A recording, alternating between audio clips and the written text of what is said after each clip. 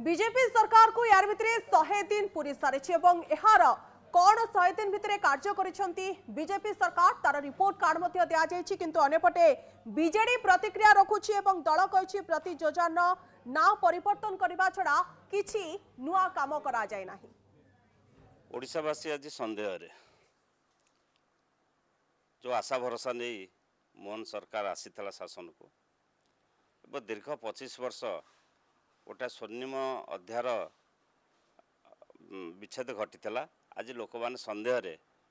जे सरकार वास्तव में आम किसी कर ना एमती असत्य छलना प्रतारणा करी 5 वर्ष बीतेब।